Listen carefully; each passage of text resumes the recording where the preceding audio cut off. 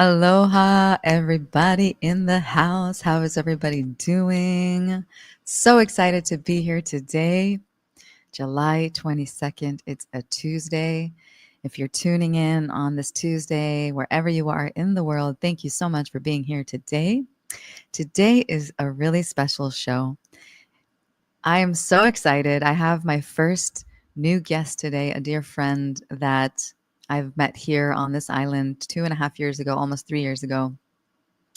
And we connected instantly. And she's such a special human. She really is connected to the stars. She's very intuitive, very, em- she has this emotional depth that I don't meet every day with people. And she has this capacity to go very, very deep into the realms, but also into the emotional body. She's also a yoga teacher, an amazing astrologer. And so I want you to welcome her with a lot of love and, yeah, all your magic. So let's bring her in. Her name is Lucia Grace. Aloha, Lucia. So happy to have you with us. Just say 5 by 5 so we can make sure that we can hear you. Can you hear me? Yes, I can hear you. Okay, great. Everybody in the chat, if you can hear both of us clearly, give us a 5 by 5. Hello, Daya. Hello, Ariel. Hello, Motivation, Inspiration. All the people that are here live with us, welcome. Slowly, people will come online. Yay! We've been talking about bringing you here as an option for, I think, some years now, and we finally made this happen. Kind of like da, da, da, da, da, da. Okay, let's do it. And we're here, and it's really exciting for me because it's the first time that I'm ever bringing somebody on the show here on my own platform as live. So you are the first. Woohoo!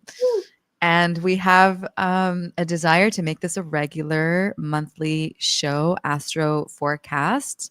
And so we can also understand the celestial placements and the stars and how they also merge with the activations that I do and how we can prepare, how we can learn about to utilize the stars and to utilize these energies for our highest good and to really bring us into this preparation of the following month. And I know we're doing this on July 22nd, which is the end of the month. So we'll see you in just a couple of weeks, I hope, so we can see you in a couple of weeks for August. Yeah. And if you always want to do more than a month, you're always welcome on this platform. Once a month is what I mean. So before we go into the celestial rooms, I have some questions. I want people to get to know you Of course. and like I know you. And I just said this before you came live that I feel like you're one of those women, divine feminines that really have. And this is why I feel like we connected so quickly. I remember the day that we met and how fast our connection was like, oh my God, you. Yes, you. And I think it's because the depth, the amount of emotional depth that you are able to go, which is yeah, I don't know if I know many women that are able to go so deep into the heart, it's somatic for you. It's like everything is body. And that's why I also know you're a yoga teacher, an amazing yoga teacher. And you really connect the energies with the body and bringing that somatic energy. And as I'm saying this, my whole body is getting goosebumps everywhere. Just feeling that energy. So it's really a beautiful thing to witness you in your feminine. It's also we share a same dance space here on the Big Island. Currently, she's not on the Big Island, but that's where we shared a lot of space together in these communal spaces. So which is a joyful thing to be around you. Okay, so question number 1. I would like for you to share a little bit about your journey with astrology and what led you to become a guide and a leader in this realm for others. Yeah, great. Thank you so much. And just feel so touched hearing, what you just shared. And that feels really good for me to hear those reflections. So thank you. And it's delightful to be here with you all today at this time where these energies that are happening are so powerful. There is so much going on. And just like you were saying, this is a time to really empower ourselves to be fully here in our bodies so that we can surf, right? We can more gracefully surf the waves of what's happening. So that's just part of my intention and goal that I'm bringing here today. But yeah, just to answer your first question, kind of like what led me down the path of astrology. I remember being young, like maybe like 13 years old or so, 13 or 14, and I had a friend in whatever that was, middle school, who was like, "Oh, you're a Scorpio.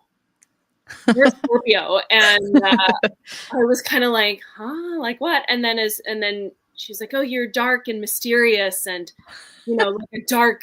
She's called me like a dark red rose or something. And I remember once I started to just, kind of like pop astrology, like in the newspaper, or you see little things like Scorpios or like this, I would start to be like, huh, like there's something to this. Like I am really emotional. I am really deep. I am really intense. And like you were saying in my intro, like I can go there, like I go there. And that is very much true. And I do embody a lot of the Scorpio qualities for sure. And I think that's why, my business is called Embody Your Astrology, which is about really each one of us learning like, oh, these are the gifts and the challenges of my archetype or my archetypes, right? Because we have a whole chart that has, it's not just like I'm a Scorpio, but it's like, what's your moon? What's your rising, your Venus and Mars? Like, what are the aspects? Like, because that really makes you, it's like that beautiful weaving and patchwork of like who a person is, or, these archetypes. So part of my mission is to help people really embody and unlock these gifts that they've been given. And so I'm glad that my gifts are coming through in a way that you feel them. And yes, I do think that, so from a young age, I was interested in astrology. I started to, read my horoscopes. I started practicing yoga as a teenager. I started looking at tarot cards and whatnot. And then I just began a path of self-study, reading different astrology books. I started attending workshops. I've had various different astrology teachers on my path, well-known astrologers. And then, so for about the last 10 years, I've been, really diving deep into the astrological arts and giving readings and just deepening more and more all the time. So that's I got a reading from you too. Yeah. And that was when I was in Bali. I remember I got a reading from you, and you really helped me understand my journey and my relationship journey, like things that I was looking through at the time. And yeah, you gave me a lot of insight, I think more than any other astrologer that I worked with. And that was really beautiful. And you did it in a very heartfelt, loving, kind way that really helped me. And you kind of broke it down to me. You have this, you have this. It was really, really good. And I really recommend for people to merge with you in that way, because it's a special, special experience. Thank you. Yeah. And I appreciate that, because I think that when one is in the seat of, carrying wisdom, or really just for me, it's channeling wisdom. I don't think any of it is mine. It's just like, this is what I see. This is what I feel. This is what comes through. To be offering that to folks in a way that is compassionate, in a way that is loving, in a way that is going to be, trauma informed even. And I am a somatic therapist as well. So in all the sessions with me, it's not just like I'm telling you your sun is this, your moon is this, your rising is this. It's like, how does that show up for you? Like, what was your childhood like? Talking about, the moon sign and whatnot. So it's very layered. It's a very deep layered experience. And every session is just like a profound journey. And I sometimes have no idea where it's going to go. And it always is, deeply profound, rewarding. And I just love Magical. it so much. Thank you. And magical. Yeah. And how many, I remember that you have like a lot of Scorpio in your chart. You said you're a Scorpio, but you're not just a Scorpio. How many Scorpios do you have in your chart? because nobody here knows that. I know, but Okay. You're just laying it all out on the table here. So, I am for those of you that are already astrology nerds, I'll just say I have a 12th house Scorpio stellium. I'll break down what that means. So, my sun is Scorpio, my rising is Scorpio, also my Mars and my Mercury, and then my Pluto. And Pluto is conjunct it's just a my lot of sun and rising. So That's I came here to do some deep work. She Right? can go deep, guys. That's what I'm saying. Like Yeah, her Scorpio is very water. What can you tell about Scorpio? What can you share about that? Because I know I'm a Scorpio moon and the 11th, I'm pretty sure it's the 11th house of Virgo. The yeah. last reading I got, not with you, somebody said it was witch doctor. I was like, oh, okay. Somebody was like, you're just going to have to own it. But yeah, I think that's the Scorpio that I have in my chart that you don't have. Maybe we kind of complete there. Yeah, and when you have, just even talking about synastry, which is relationship astrology, when you have like the same sun as somebody's moon, that's a really nice like union kind of dynamic. Like there's an understanding of yeah, you can really feel each other on that level when you have any placements in common with someone. But like, for example, in our relationship, I've got the sun and rising in Scorpio and you have the moon. So you're holding more of the intuitive, nurturing, feminine, kind of like deeper seeing, like this kind of energy. And I might have a little bit more of like the yang or the masculine energy, right? Mhm. But there's something very complementary about that. But just to do a little dive into Scorpio energy. So Scorpio is the fixed water sign, right? Each of in just astrology 101, okay, there are 4 elements: earth, water, fire, air. Earth and water signs are more yin, more feminine. Air and fire signs are the yang, the masculine. And then within each of the elements, you have one sign that goes with each mode. And the modes are cardinal signs: Aries, Libra, Cancer, Capricorn. Cardinal signs initiate, right? They're the fire starters. Initiate. The fixed signs, Scorpio, Taurus, Leo, and Aquarius, they're fixed. So the fixed signs bring a kind of stability, a grounding, a like, almost like a stubbornness. Like they really are who they are. Okay, it's fixed energy. And then the mutable signs, and right now we have so much mutable energy going on with the planets. I mean, basically everybody is being activated by what's going on. I definitely feel it. I've been feeling it. The mutable signs, there's not a soul that's not going through it and being impacted in some way by what's happening. The mutable signs, Gemini, Virgo, Pisces, and Gemini, Virgo, Pisces, Sagittarius, are very dynamic. This is like Shiva energy. Create, destroy, changing all the time. So each mode has its, its gifts. And so Scorpio is fixed water. So I've also, and just because we have that big island connection, I think of Scorpio like lava. Okay, Scorpio is like lava. There's this movement. There's this element of creating and destroying. Scorpio is the sign of transformation. It's the 8th house. I like to call the 8th house and Scorpio like the cosmic compost.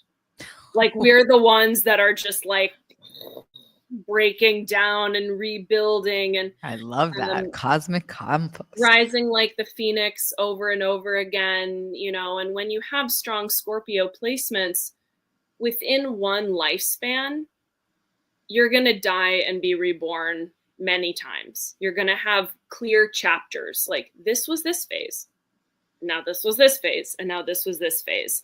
And you're changing and rebirthing all the time. And so Scorpios make really great therapists because there's nothing that will freak a Scorpio out. It's like you come and bring your deepest, darkest secrets, your fears, your desires, your shadows. And a Scorpio's like, yeah, I've been there. It's like, the shaman that has to die and be reborn in order to be able to guide others through that kind of passage, those transformational passages. That's the function of Scorpio. It's the alchemist. Amazing. Yeah, that's very well said. I really like that. The whole Big Island lava. How did you call it? Cosmic compost. Yeah. I've never heard that. That's awesome. I love that. Yeah. I love it.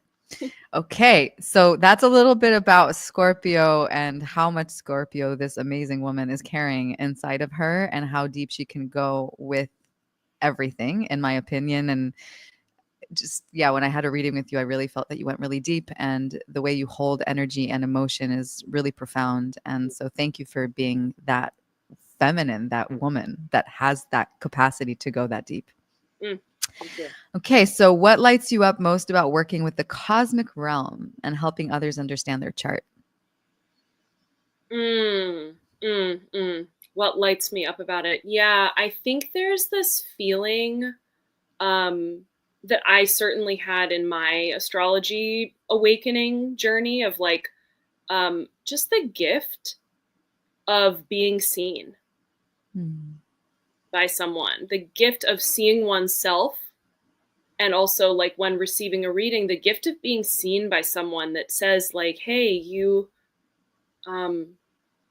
really meant to be a leader, or, your relationships really matter to you, or, this difficulty you had with your mother really made you close your heart off to love. And that's a wound that you carry, right? To have somebody see you in that way, and it gives you that sense of like, oh, like there's nothing wrong with me. Like almost confirmation, like it's actually part yeah, of my journey. yes, like it's actually part of my journey. I'm not wrong and bad. This is actually like a key to understanding an aspect of who I am. And when that can be held in a compassionate space, our relationship to whatever that story is, or whatever that, our perspective on that part of our identity, whatever that is, if we can open up more compassion around it, we get more and more free. Do you find that most people that you have, well, that people in general, all people that you have sessions with, it's pretty accurate to what they're going through or their life path?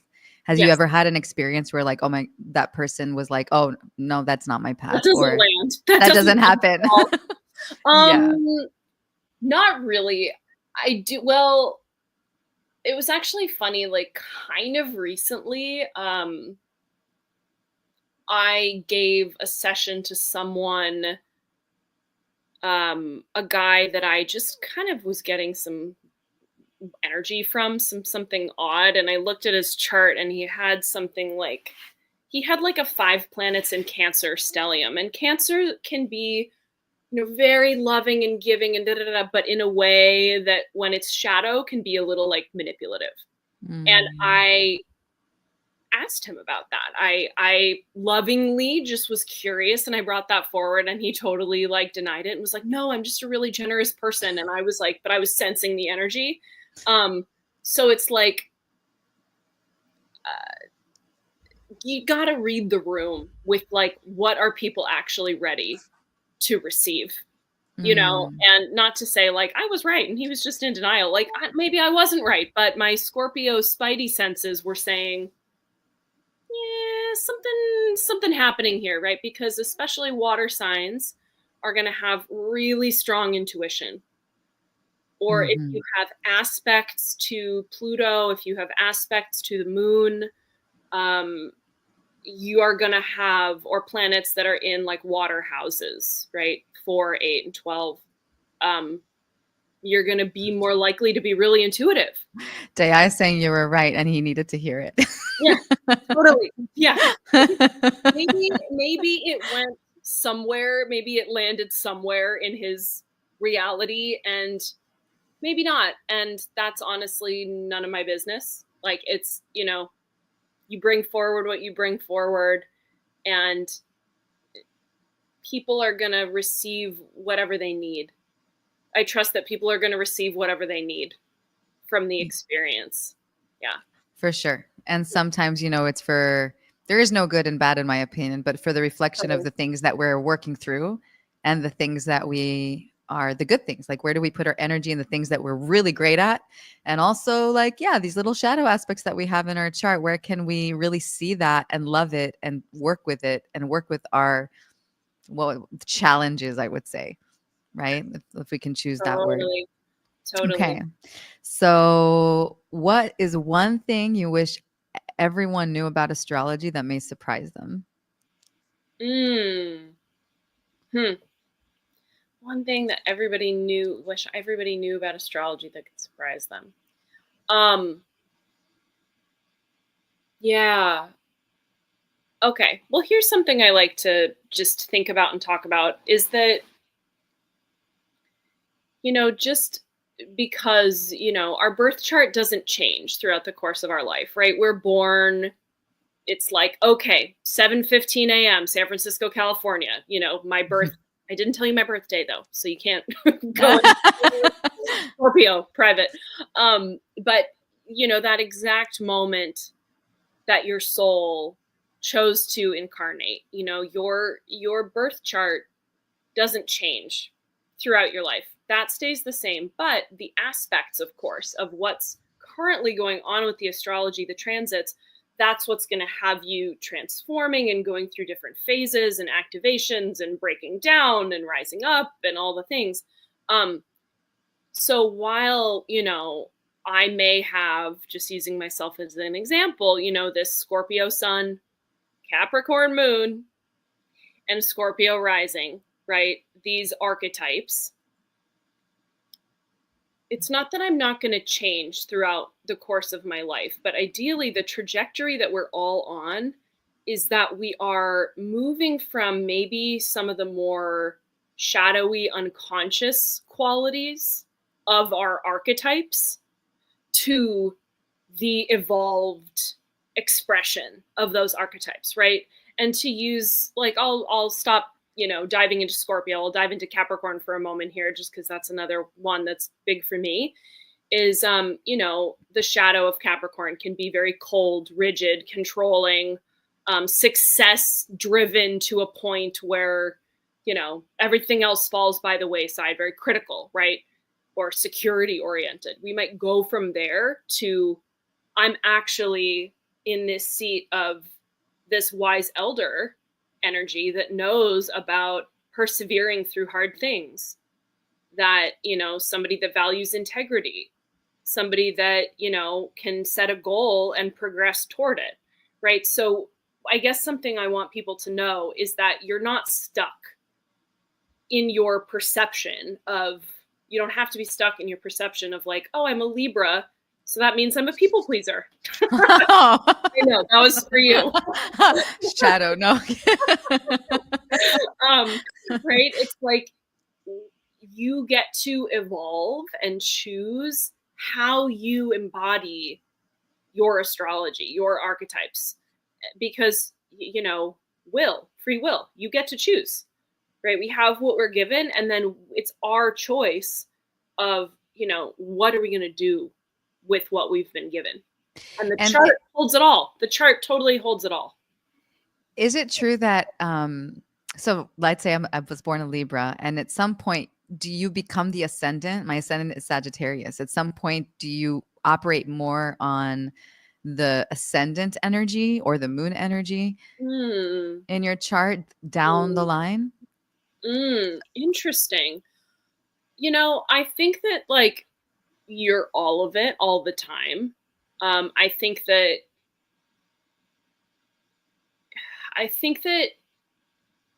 something I noticed, that's a really great question. And I guess what I want to say about that is that something that I've found is that it's more about, like, how comfortable are we in ourselves, and also what's the environment where we are, right? Because when we're out in public or in the world, we're showing, I think, more of our sun or more of our rising. And the people that know us really intimately, like our family members or partners or our best friends, are going to see and feel more of the moon sign. Interesting. With people you're really comfortable with, your moon sign is emerging more, because the moon is about intimacy. The moon is like the inner self that comes out when the walls, come down of the persona, right? The sun and rising, even though, yeah, it is part of your authentic self, it's also like, this is the me that I show to the world, right? But they don't know that in my brain and my heart, in those interactions, I'm Capricorn all over. But the people that know me really well are going to see that part of me more. Does that make sense? Yeah, that makes sense. It's like the emotional attuned. Yeah, it's like the tuning into the emotional feminine, our emotional world. And when we connect with somebody so deeply, like our families, the emotions are always more raw. They're just Totally. raw. Yeah. Raw. Totally. Yeah. Okay. Let's see what people are saying on what we're saying. Dayaz, I see my journey as embracing all aspects of myself with mastery over both light and shadow. And I feel like that's really the journey in general of ascension, of when you are on this ascension path, it is integrating all of these aspects with so much love, like really finding that love for all aspects of our body and emotional body. Totally. He says, what can you tell him? One Can I second. say one thing? Can I just say one thing? Yes. Yeah, and I'm so excited to get to getting to engage with what folks are saying here. But when you talk about ascension, and I think it's because my chart is so like heavy with the Scorpio and Capricorn energy, I think that ascension has to happen with embodiment. If you're just focusing on ascension, up, up, up, up, up, it's like with the chakras, or, as we do more with technology, or as we unlock these like ancient secrets of meditation and all of this, like even astrology, mystical wisdom, we have to be embodied. Otherwise, we're just going to blast right off, and it's going to be like astro babble, right? It's like we need to really feel like, how does this live in my body? How can I bring this to my daily life, to the relationship with my family, to work, to the interactions I have when I'm in the grocery store? It's like ascension is also a path of embodiment. So you are an embodiment yoga teacher. You really do have those skills in the best ways that I've seen. And so besides yoga, and yoga is an amazing, for me, I know for myself, I have my yoga practice at home and my grounding practice. And really without that, like my Kundalini energy, it cleanses that way. It cleanses, it moves. I clear energy through breath, through sound. I have to be on that yoga mat all the time, or else it hurts my body, or else it just starts to hurt and I don't get grounded. Also, there's certain foods that I find that are very grounding. Yeah. What do you find that's grounding? What tips and tools that you can share with people here to find grounding? Absolutely. Yeah. Really great question. And I was going to bring this in today as well, that with different aspects that are going on right now, specifically, I'm talking about Uranus moving into Gemini. We need to ground. I don't know about anybody else. Anybody else's nervous system feel a little frazzled lately? Frazzled. Hi. Okay. Yeah. So the importance of grounding and getting in our bodies and doing things to quiet the mental ping pong, these are going to be good things. And for me, what I find is that luckily a lot of these things are free. They don't cost anything, right? Put your bare feet on the earth.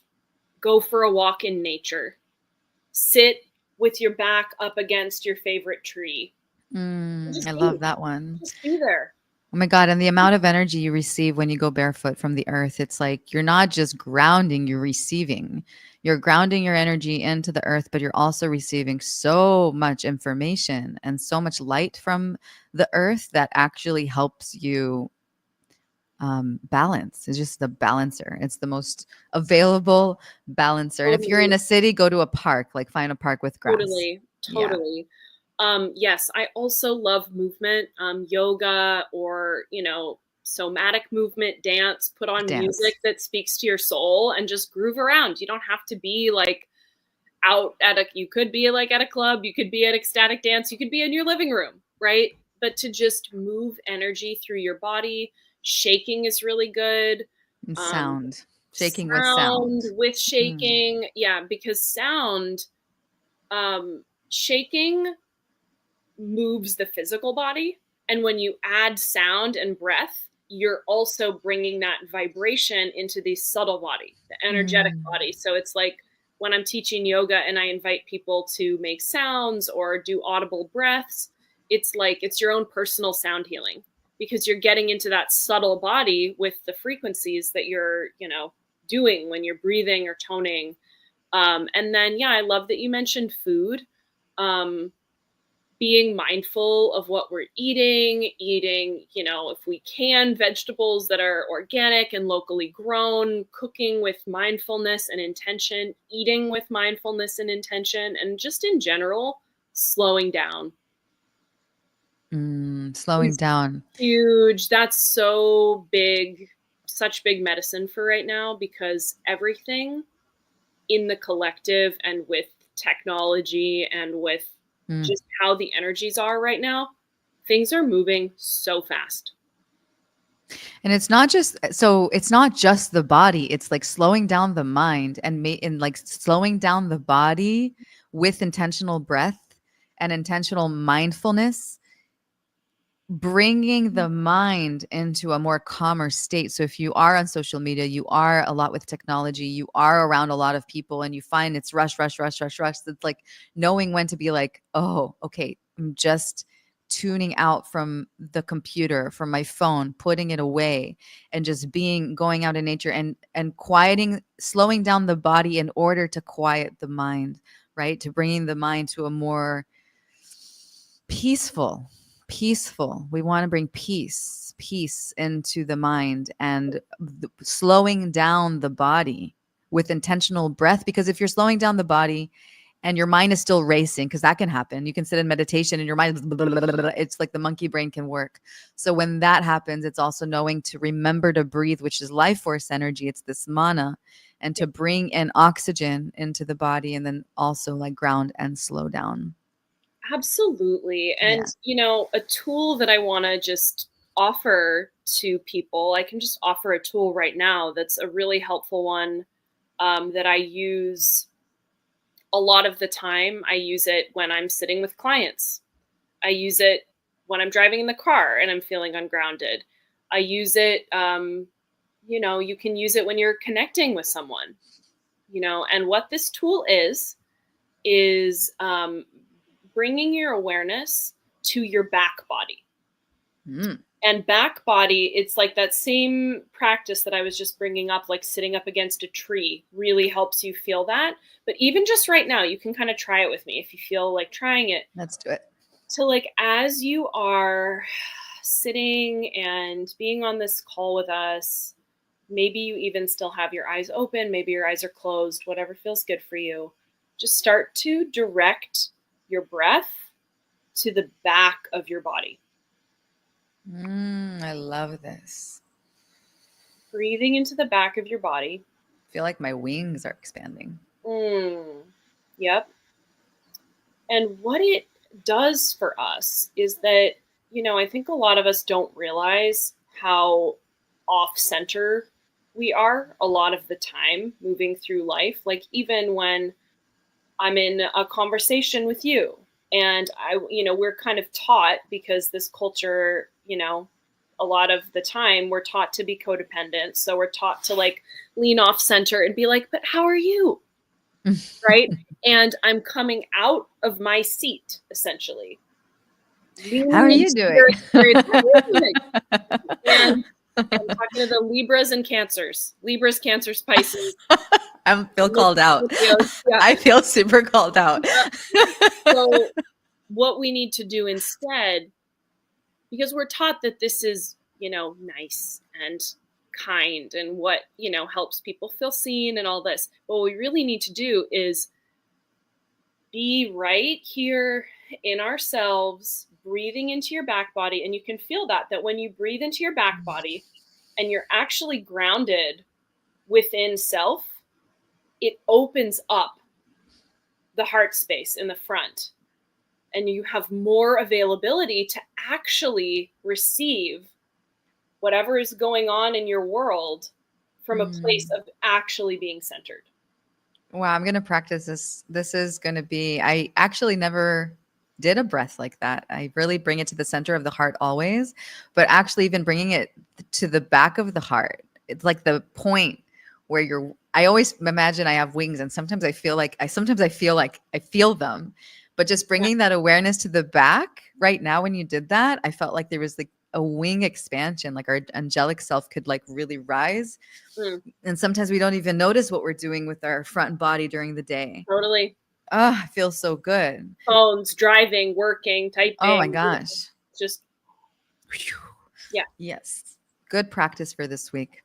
Yeah. All right. So I want to get into also I do have more questions, but I do want to get into also the celestial placements of what's going on, because I think that's really important. I think a lot of people want to hear. I know there's a lot of retrogrades going on, right? There's like Saturn and Mercury. I don't know if there's anything else, but lots of backward energy things are going in retrograde. And yeah, let us go do a deep dive into that. And also later, I'll talk about the activation coming up that we have in new moon and how it ties into what guidance I got from the divine and how that ties in together into the planetary placements right now. Great. Yeah. Awesome. So my intention is to just give a little like download on what's happening right now, what's happening this week, what's happening even, with the retrogrades. Some of those are going to be a bit longer, and just give us a sense of like what the heck is happening and how that might be showing up for you. And then how can you be with it in a way that feels empowered? And of course, like I'm going to give some sort of more general pieces here. And of course, like if one is wanting to go deeper and really get like, okay, how is this activating my own chart? That's where a reading is really helpful, because you can get like deep one-on-one attention of like, oh, it's, if the Mercury retrograde is going to be on your moon, like what does that mean for you, right? So stuff like that. So today it's great sessions, guys. Great session, like really wonderful, practical grounding, and she goes really deep with her. Yeah, I really recommend this from all my heart. If you do feel called, we'll get to that in a little moment, and I'll direct you how to book with her. But yeah, let's go into these transits. Great. Yeah. So today, the sun entered Leo. Right. So today the sun entered Leo, which is going to be like, even though there's a lot in the sky that's still kind of like funky, challenging, it's always a nice and it can be kind of an extreme shift going from water to fire. Okay. Anybody else feel that? Anybody else been having what's it called? Like sad girl summer? Oh my gosh. This last week I got so emotional. This past week was really deep. Yeah. I went so deep into my own subconscious and did so much pulling. And anyway, I pulled out things, put things back in there. Just like did a lot of inner work. Yeah. Oof. So totally. So we're shifting out of Cancer into Leo. And Leo energy, Leo in medical astrology is the heart. It's the heart and the spine. It's our center. And Leo is ruled by the sun. So this is like we're coming out of more of a lunar time of Cancer season. Cancer is ruled by the moon, into Leo season, the sun, like the height of the summer, where we are really being asked right now with Leo season and with the new moon in Leo, which is happening 2 days from now on the 24th. This is about we are needing to look at what are the things in our life, the choices we've been making or the internal beliefs we've been holding that are dimming our light, that are dimming our light, that are maybe holding us back from, being fully authentic, being fully in our truth, and fully being in like our spirit of play and artistry, right? We are all artists. We are all creators. I And love that. Leo is connected with the inner child, right? So this, I know, it's like you said, we were done with the like deep Cancerian grief portal. It's like, okay, but it's healing the inner child through authentic connection, play, self-expression, right? So during Leo season, this is a time to come out and be a little more shiny, maybe than we have been. Thank God, the energy has been really heavy. And I think that Leo energy is actually such a beautiful medicine for these times where there is so much drama, so much conflict, so much suffering. Separation. It feels like there's just Separation. so much separation in the collective right now. So much separation in the collective, and absolutely. And, the polarity of Leo and Aquarius, every sign has its opposite sign. That Leo is opposite of Aquarius. And so Leo is the individual self and Aquarius is the collective. And interesting. we need to, and I'm going to talk about that more because I'm going to mention, I think toward the end of my little download, that on August 9th, we have a full moon in Aquarius during Leo season. I won't get too deep into it because I know we'll probably do that next month. But wow. And so the Lionsgate is 8/8, and that's a day before the full moon. So it's Lionsgate 8/8, the full moon on the 9th, and then Mercury direct on the 11th. Wow. So it's like boom, boom, boom. Seems like we're in a portal already, and then we're going to be like kicked out after that transit, right? Something like that. It's like a big shift. I don't know if like kicked out is the right word, but it'd be a big shift of energy. Yeah. Yeah. I think that we're going to get like a little reprieve, some more lightness kind of toward the end of August after that Mercury retrograde. I think things are going to feel clearer. Right now, I also don't know about anybody else. I mean, I do kind of, but like anybody else feeling a little unclear, some maybe confusion, or you're wanting clarity on something and it's not totally clear yet. I feel like I'm in a washing machine. Yeah. There's like a lot of unclarity and almost like I'm being forced into a situation or a situation with my own personal life that's really putting my life under a magnifying glass. So I'm kind of like taking inventory on everything. Oh, 1,000%. And everything you just said points to a few different transits that are going on, like literally what you just said. And I'll tell you what's going on that kind of is the why behind what you're saying. Like, I feel like I'm in a washing machine. And then you said something else that was really good. Like you're taking inventory. I'm taking inventory underneath the magnifying glass. Just like, 1,000%. oh, I'm seeing this right now so clear. Well, 1,000%. Like not even, yeah. So you and I are totally vibing. So right now, these retrogrades, first of all, these 3 retrogrades are happening. So Mercury is retrograde. Mercury. Saturn. So first I'm just going to say what each of these is about. Mercury is about communication, thinking, the mind connecting to the voice, how we express ourselves. Mercury is also technology. So like technological little glitches, double check the email, make sure you're sending it to the right person, et cetera, et cetera. Give yourself extra time to drive in case you hit traffic. Like it's one of those Mercury retrogrades happen 3 times a year. So it's not like, oh my God, Mercury's retrograde, I'm gonna, explode. It's like, okay, this is something that happens. This is a natural movement that happens multiple times a year. And it is an invitation to slow down and be more mindful. Okay. With our words. And especially things can get slowing down. Retrogrades are all about slowing down.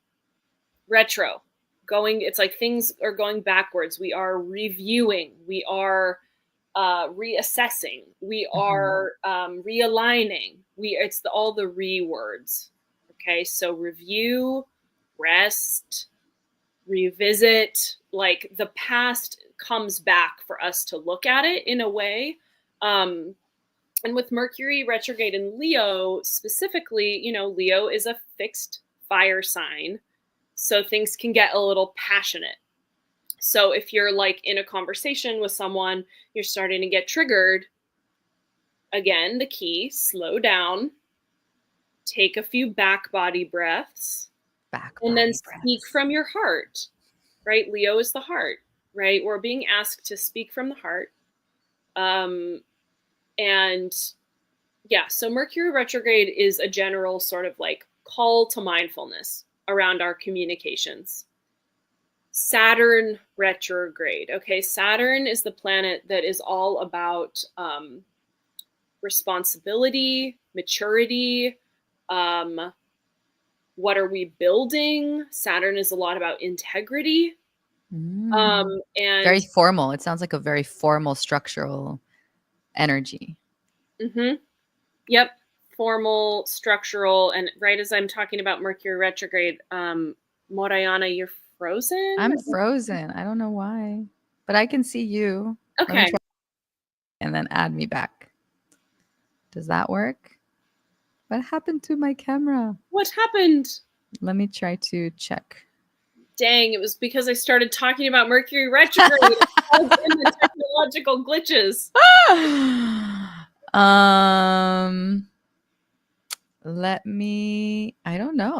don't know why. One second. You can continue talking. Okay. I'll try to fix this. Cool. Okay. So see, if you had any doubt that astrology is real, now you're really sold. Okay. So Saturn retrograde, this is a time to take a look at like, where am I avoiding responsibility? Okay, I'm going to disconnect. Sorry, I'm going to disconnect my camera and then I'm going to put it back in and see if it helped. Okay. So where am I avoiding taking responsibility?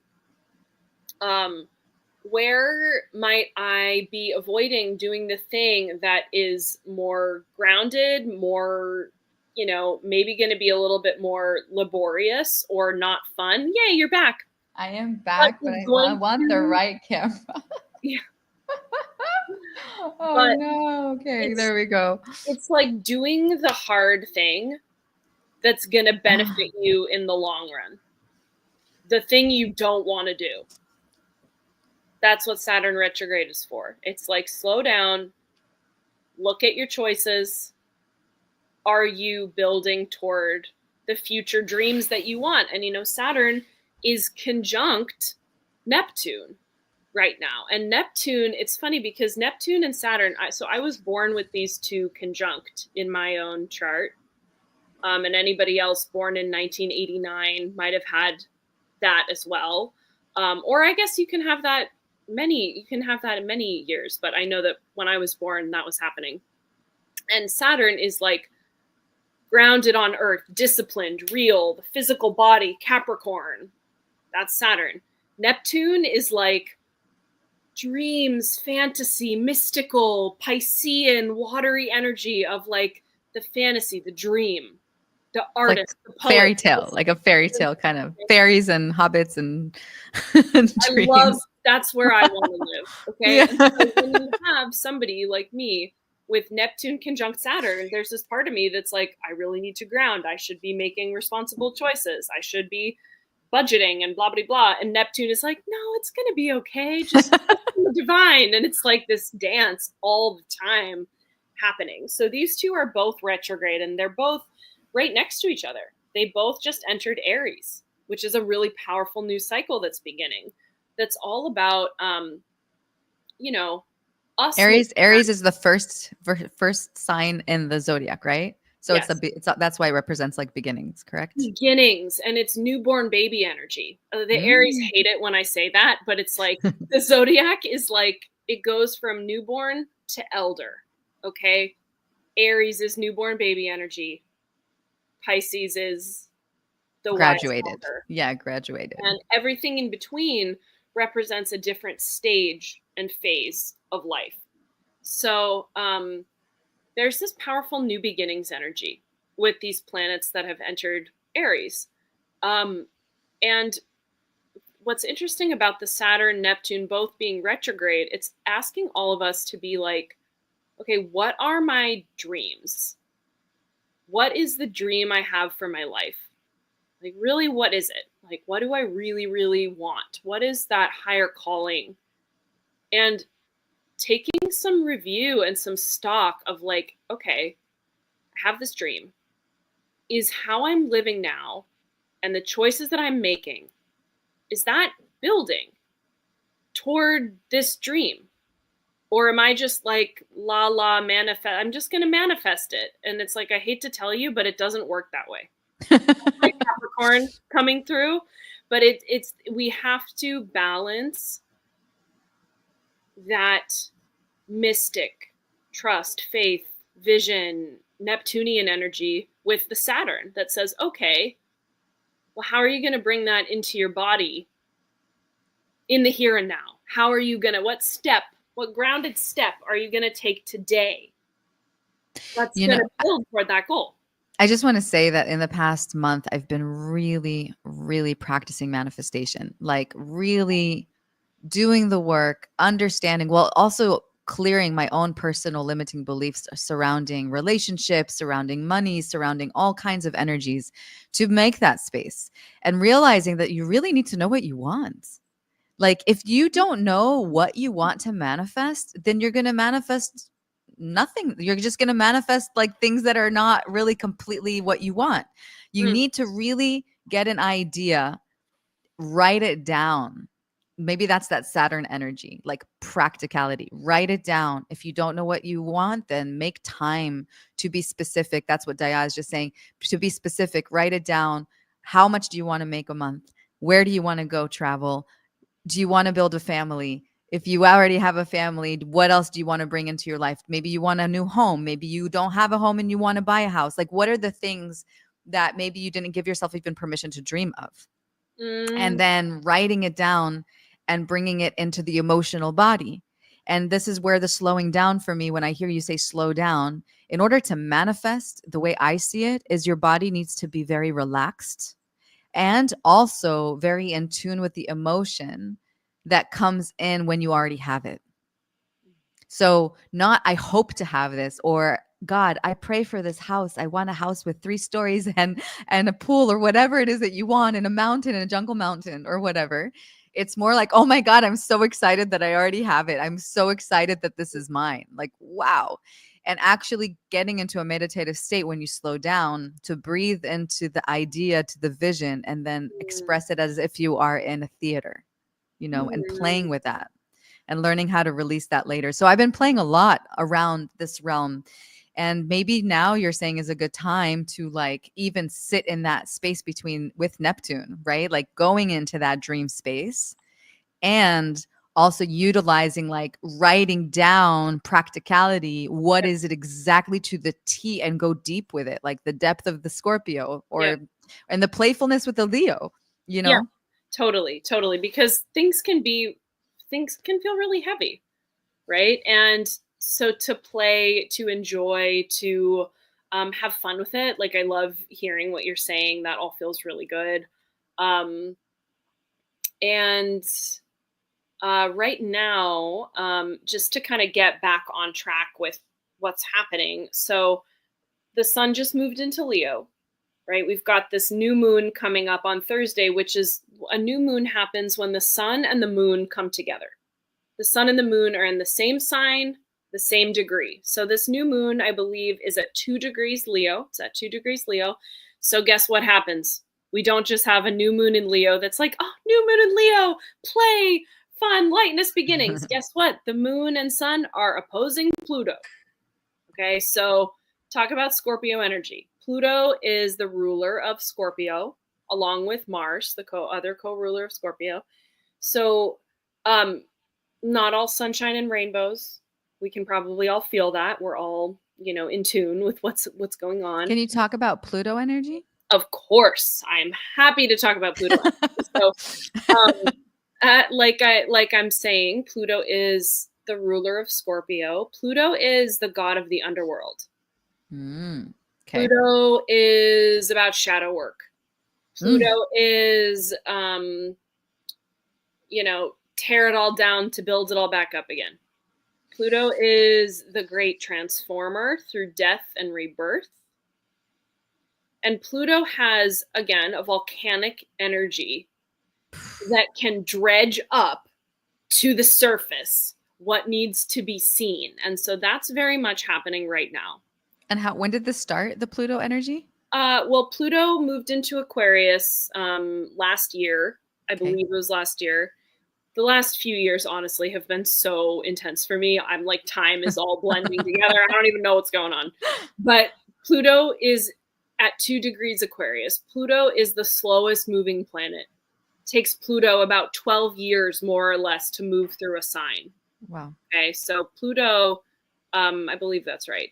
Pluto is a very slow moving planet. And so when any planet is aspecting Pluto, and some of us are going to have that in our natal chart. Like I said, I have Pluto conjunct my sun. I have Pluto conjunct my rising. It's going to bring also in a transit aspect, which is what we have now with the sun being in opposition to Pluto, and then the moon is going to join the sun, both in opposition to Pluto. It brings a quality of intensity.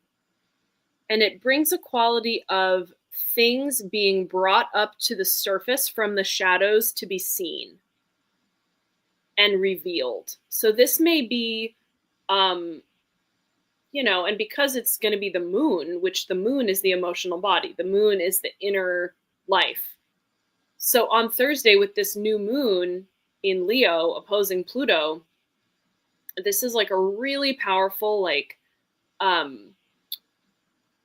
time to go within and really see what it's this theme that I kind of keep seeing in all these different aspects that are going on of what do I need to let go of that is dimming my light, that is holding me back from shining or being my authentic self or being in my leadership or in my gifts in the world, and to give it the Pluto treatment, which is to dissolve, to release, to let go and clear in order to make space to create new patterns. And, Pluto is in the root chakra. Pluto and Saturn both are root chakra energy. So we're talking going really deep, maybe into childhood stuff, or could even be past life energy that is needing us to do some clearing, looking at, releasing, so that we may step forward, into our Leo energy, into our hearts, into our leadership, into our light. Because ultimately, bringing in the Aquarius energy, that's what's going to serve the collective, is you living your purpose and shining. Absolutely. That's what's needed. It's not oh, I should do this, or I should just button it up and be like this. But it's you following your heart and your truth and your calling is actually going to open up, more of that energy for all. And that's the polarity of Leo and Aquarius. Leo can be a little bit all about me, and Aquarius is kind of oh, humanity and the collective. And kind of some Aquarians can have kind of a hard time connecting personally, but they have this oh, I'm a big visionary and I love everyone, but I actually don't really want to talk to people. But it's like a rebel, a love rebel. Absolutely, in a way. Yeah, absolutely. love so rebels. Both are needed. You need to be in your artistry, in your love, in your light, in order to really help the collective. And that's a big part of what this Leo season and what this new moon on Thursday, and also the full moon in Aquarius, which is on August 9th, these are going to be the themes. So between now and August, and between Lionsgate, basically, and the next full moon, what do you think so what you're saying, what you're saying is basically it's going inwards. right? And taking out what is no longer serving us in order for us to be in our dharma, in order to be in service, to have that Aquarian energy of our innate path, what we're here to do, and using these retrogrades, these backward energies, the space where we're it's making us really stop for a moment, right? Not do anything, not make big decisions, not just like really taking inventory and like releasing the things that no longer serve us in order to go into that playful energy in Leo later in the season, right? Like we can take that maybe Lionsgate as like a mark to be like, okay, we're going deep into this portal ground, go slower, open your heart, right? The breath in the heart, to open your heart, take inventory, continue to do this deep work to release what's not ours, and take that Lionsgate as a mark to expansion. So we're going to take everything that we learned and recalibrated is, I think, is the most beautiful word. Yeah. So we can go into the more playful energy of Leo. Totally. And I'm not saying like don't play now. Oh, or don't play. enjoy now. But like, no, but I'm glad you said that, because somebody like me with that heavy Scorpio Capricorn is like, yes, this is a time of introspection. I'm going to bury my head in the sand for the next 3 weeks.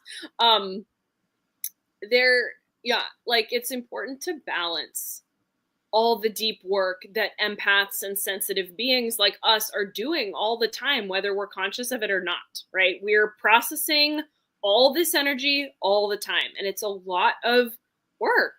And it's so work. To do the things that nourish you right now, and also just I wanted to say that right now, today, the moon is in Cancer, right? So we're in the dark of the moon before that new moon in Leo. So the moon is in Cancer and the moon is conjunct Jupiter. So this is a really, really beautiful time to nurture yourself, do the self-care practices, cook those nourishing meals, spend time with loved ones, cuddle your cat, do the things that feel like nourishing to your inner self. And remember to like play and enjoy also, because shit is heavy.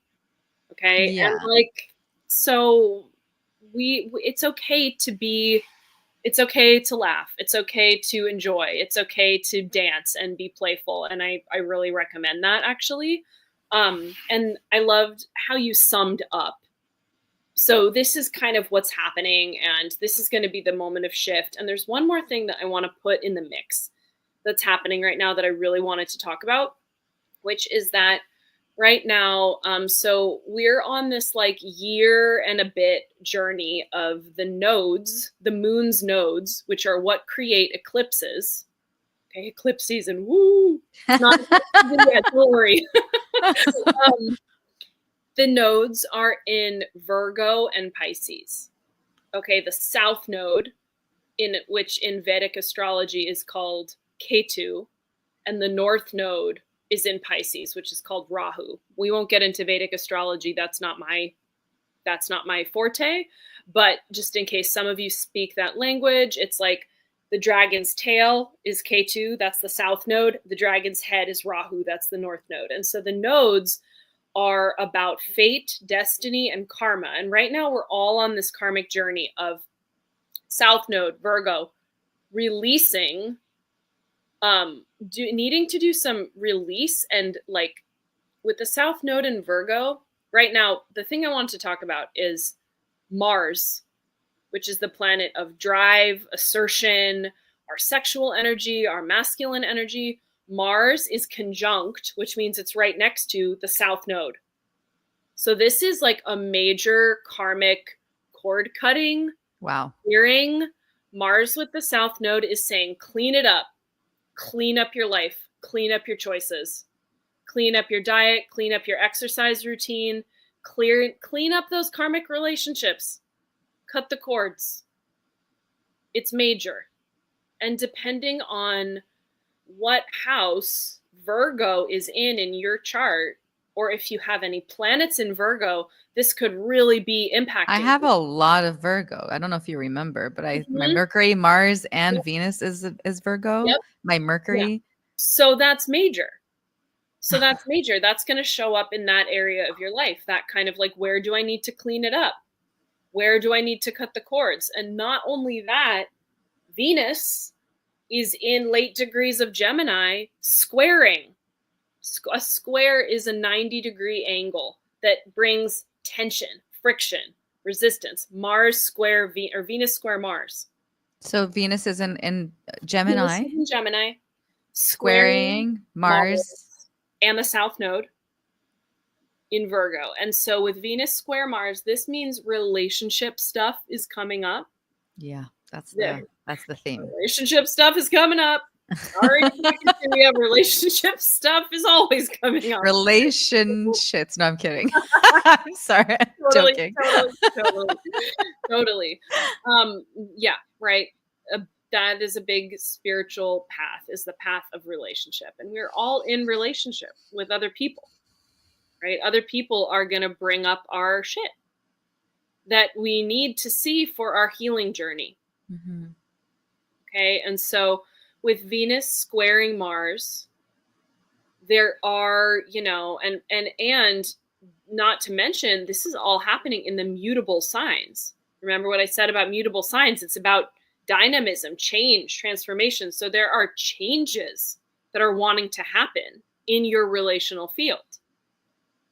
Does this mean breakups? Maybe. Does this mean breakthroughs? Maybe. Does this mean a relationship is changing from how it was to maybe take on some other form, or something is shifting within a relationship? Like a breakdown to rebuild. Yes, absolutely. Yeah. And with all the Pluto energy in the field, that's very much there. There's this dredging, there's clearing, there's transforming. I have a question. So like right now it seems like a lot is changing, shifting, do you know when it's going to balance again? I think we all want to know. That's what all astrologers like, ask. When is it going to be harmonized? Oh man. I don't know. I'm honestly like, I'm so okay.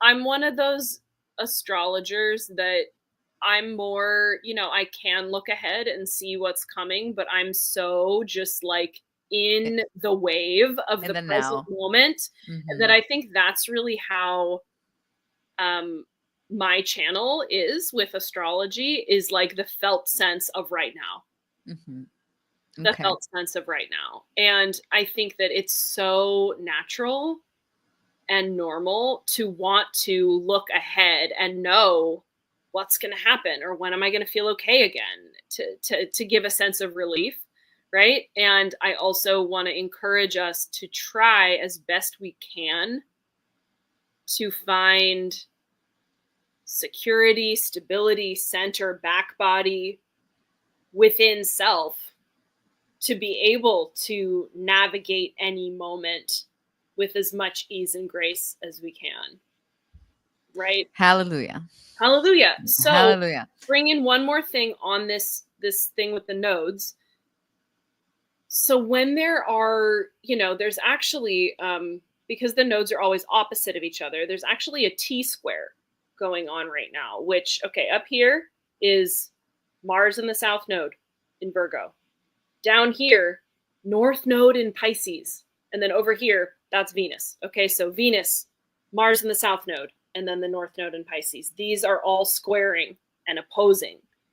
And so what we can feel with this tense aspect is we can lean in to that North Node in Pisces as like almost like the release valve of like this tense energy, or like the Mars South Node in Virgo, like cut the cords. And Virgo is, the perfectionist that wants to, purify and cleanse and clean up, and can also be like really self-critical, and that's something that can happen, at least for me, like when life feels hard. We don't need to make it harder by turning against ourselves with self-criticism and self-judgment, right? Does anybody else get that one? It's like, we make things so much harder for ourselves when we turn on ourselves in the moment where we actually really need the love and compassion. And that's what the North Node in Pisces is bringing, is like, okay, even though this all feels, with Venus square Mars and that South Node, and it's karmic and it's hard and it's intense and like it's confusing and all the retrogrades. Like, when am I gonna be okay? And we basically have no choice but to lean in to the North Node in Pisces, which says, trust in the divine. I love Practice that. unconditional love. To self, first in Trust self, your right? Like, journey. Yeah. yeah, that inner judgment, that inner critic, like really learn to quiet the mind, to not let that voice take over, right? Of that Yes. inner critic. And, just from my, my background in somatics and my therapy background, what I want to just say to create some validation is that every part of us, whether it's the inner child or the inner critic or the inner, this or that, like we have all this cast of characters that live within us. And a part like the inner critic or the Virgo within or the Capricorn within, okay, that critical voice came about at some point in your life for a really good reason. Maybe you were told, like, in this family, you have to be a good student, in order to get love, or in this, this is how it is. And so that part of you gets developed to try to be like, okay, I need to get love. I need to get acceptance. I need to get belonging. So I'm going to judge myself and criticize myself because I have to be perfect in order to, be okay or be accepted. And so what I want to bring in is this sense of like, wrap it up in unconditional love. When the inner critic comes online, rather than being like, oh, inner critic, I hate you, you suck. It's kind of like, oh, okay, here's this familiar part of me that is really trying to keep me safe right now. Yeah, like melt it away with the awareness. Just Yes. melt it away with the awareness. Yes. Yeah. Yeah. So lean into that North Node in Pisces. So go lean up against that tree. Bathe yourself in nature. Like spend time with the people that really nourish your soul, that really see you and get you. Spend time with animals, like whatever nourishes your spirit and reminds you of that sense of like spiritual and universal belonging and like everything's going to be okay. That's the medicine for like the word like cosmic innocence. Cosmic innocence. I love that. Yeah, like cosmic innocence, your inner celestial child that just wants to play and have fun and have that sweetness. Yeah. Totally. Yeah. Beautiful. Amazing. So I have a question. So our next activation is quite serious. Like my next activation for this new moon coming up in 2 days. Let me pull it up real quick. Yeah. It's quite serious. It sounds also really heavy. Let me just pull it up. I had it here. Not this one. Not this one. I got it wrong. No, I don't have it. Sorry, that's not it. Let me just try to find it one more time. Here? Not here either. Okay. Well, it's beyond race, gender, and nationality. What we're doing is clearing. I haven't talked about it yet, and I may do a show about this tomorrow just to go deeper into it. But we have been on a journey, me and my community here, on really clearing our identity and identity from everything that isn't ours, right? Coming back into sovereignty. And it's been a lot around relationships. We had an activation releasing identity with the other. We had an activation to release the identity with the mother father. And then it led into releasing the wounds of the mother father, which is very much our karmic patterns. That was our last full moon. And this one, it's going more into the collective energies of releasing identity with race, gender, and nationality, where I feel like these are very intense topics that are very collective. And for me, it's very past life, because even if right now you've never experienced racism, or you're very, very feeling confident in your gender and your nationality, you're totally cool, and you've never had a country that had war before, even if you feel set in those those subjects and these issues or these energies, it very much could be that in a past life you were chained to a wall as a slave. You were, I don't know, maybe in Third World War II, you know, in one of the concentration camps. Like, I do believe that very much in past lives that we reincarnate and we do bring trauma, memory trauma in our DNA, in our genetics, into who we are, into our bodies, into our energy fields. And so this is a chance and an opportunity to do this activation, come into it and clear things from our portal, from our vortex of everything that we ever were, and releasing more even in depth, because this is going to go really deep, right? Because these are really intense energies when we talk about, just feel your body, gender, nationality, and race, which is almost like a cosmic joke, how we've all been so separated through these experiences, right? There's so much going on in the world right now around gender, nationality, and race. And so I want to know how this can affect us. Like, why am I guided? I want to know what the connection is between the celestial realm and this activation, and how it can harmonize what we're doing, or benefit what we're doing during this full moon. Wow. Powerful. Really powerful. Okay. I'm just feeling into that for a moment here.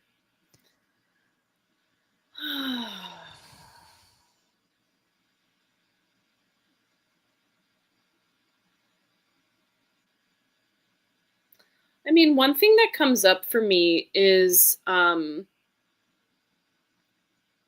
that piece I was just speaking to about the nodes, like the South Node in Virgo conjunct Mars, right? This is like the judgments, the conflicts, the war, the separation, the like, I'm different than you, I'm better than you, I'm judging your situation, and leaning into the North Node in Pisces, which says we're all one. Mm-hmm. Yeah. So it kind of seems that it's kind of like the perfect timing to do. It's like a more deepening into the inventory of our subconscious, and more leaning into our sovereignty and continuing this deep work of clearing, of releasing what's not ours. And even if we think that we are set and everything is good and we don't have a problem, I'm just saying, like, we don't have a problem with race or gender. We do carry things in our lineage. We do carry things in our energetic bodies. And it's just another invitation to go deeper. And so when we get into that Leo activation, which is going to be Lionsgate, I feel like it's going to be from a place of a liberation. We're going to be more liberated, more lighter. I like to use the word enlightened, as we get lighter and lighter from things that aren't ours. Yes. And that, around that time of the Lionsgate, that's when we're having the full moon in Aquarius. And one of the key words with Aquarius is liberation. Aquarius is like the rebel, the archetype of the rebel that wants to, shatter through the norms, shatter through the boundaries, shatter through, not boundaries in not in a disrespectful way, but like break free from limitations to open up more of that shared humanitarian feels. That's Aquarius's whole goal, is to feel like the liberation of humanity through letting go of that very personal ego, which is Leo.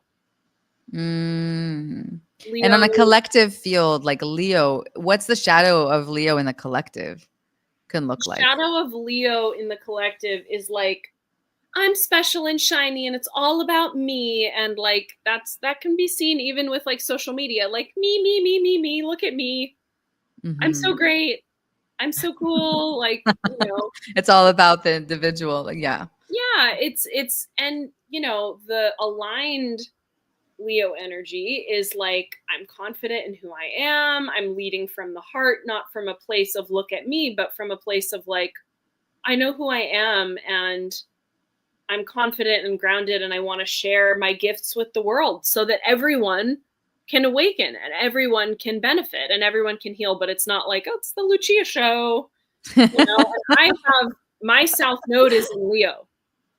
My South Node is in Leo in my chart. So it's like, I've been that in the past. I've been the leader or the queen or the public figure or this or that, and that's very familiar to me. But in this life, I'm meant to use that to bring healing to the collective because I have North Node in Aquarius. Right? So you can look at the nodes in your own chart to see kind of like your soul's karmic journey of like, this is what's familiar to me. This is what I already know. This is what I already did in a past life. And it's going to be really easy for me to fall into those patterns because that's what my soul knows. But you're actually being asked to evolve into the opposite sign, which is your North Node. I think my South Node was Sagittarius and North Node was Gemini. Yeah. Right? It was Gemini. From the teacher to more chill out. I need to chill out from all the spiritual teaching, but I don't think that's happening in this lifetime. No, it seems but I think it's like about, if you have North Node in Gemini, it's like you're meant to be stepping into, communicating, sharing, like broadcasting your, ideas or helping people to communicate or hear each other or sharing information. That's the North Node in Gemini. And also you're always going to be a lifelong learner. Is that the South Node? So South Node in Sag says, I'm already the master. I already know everything. I'm like the guru, right? And North Node in Gemini says, keep your mind open to learning new things. Like you need to, don't think you know everything. Sounds like a Leo to me. Yeah, totally. Okay, cool. Amazing. Well, this was amazing. This is a great first show. It is on the longer end, but we had to get a lot of it in one place. A few things I want to share with everybody. I did find it. So here it is. We have an activation coming up, Quantum Identity Beyond Race, Gender, Nationality. You have a early bird price for $33 right now. You can find that at deepintuitivehealing.com. I really, really encourage you to continue this sovereign path to release all the things that are not ours so we can go into our playful energy and really live our Dharma for the most highest and best way. And want to share Lucia's, let me just bring up the screen. Share screen. Let me find it. If you go to the link here below, can you see this? I can't see the screen. Okay, cool. You have two different readings here, different ones, one for 90 minutes, one for 60 minutes. You're welcome to go to the link below this episode to book with Lucia. The way that it is set up right now, once you purchase it and you book it, she will reach out to you through the email that you will place in the next 48 hours to book a date with you. So you will purchase it first. This is how we have it set up right now. We might have it set up differently later on as we evolve in this journey that we're on together right now. So you can definitely go and book with her. And I really, really recommend. She is amazing. There's a reason I have her here. She is wonderful. And I love her intuitive embodiment. Also, like everything is very much in the body, and the tips and the advice that she gives on how to ground all these energies are amazing. Yay. So do you have any last final wise words you want to share with the collective? And just before you do that, I want to see if anybody kind of like read what people have been writing to us. Let's just see here. Lionsgate is going to be epic this year. Yes, it is. And